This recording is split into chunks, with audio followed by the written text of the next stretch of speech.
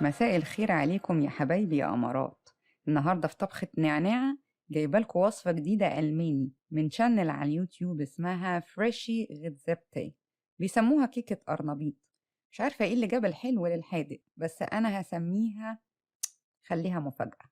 ستات حوامل كتير هيقولولي ايه أرنبيط ده بيعمل انتفاخ، بس التكة المصري بقى انكم تحطوا كمون معاه وهو بيتسلق، هيساعد في الانتفاخ والهضم. انا منزله لكم المكونات دلوقتي، والشاطره تاخد سكرين شوت عشان تستمتع بالفرجه على الطريقه. بصوا شكلها مغري ولذيذ. انا اخترت لكم الوصفه دي النهارده لان القرنبيط غني بالالياف، والبيض ده بروتين، والاكله نشوياتها قليله، غير بقى الفيتامينات الكتيره وحمض الفوليك والحديد اللي هنستفيد بيهم.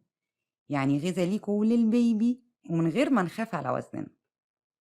طبعا التوابل والملح والفلفل على حسب ما انتوا عايزين، بس حاولوا تخففوهم عشان الحمل والحموضة. والجبنة المبشورة كمان اللي هنستعملها ممكن تكون أي نوع، شيدر، فلامنك، أو حتى جبنة رومي، بس ما تبقاش حادقة. أهي طعمية أرنبيط مش كيكة أرنبيط، الكيك قال.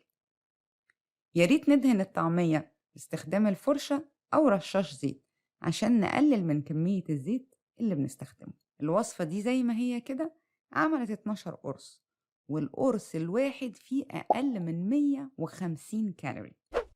اللي تجربها تقولي رأيها في التعليقات وإيه التكات بتاعتها اللي ضافتها عليها، وكمان ما تنسوش تشيروها لأصحابكم. لينك الوصفة موجود على الصفحة للي تحب تتفرج على الوصفة خطوة بخطوة من اليوتيوب شانل فريشي غيتزبتي. وأخيرا تحياتي ليكم ولصاحبة الوصفة أدم.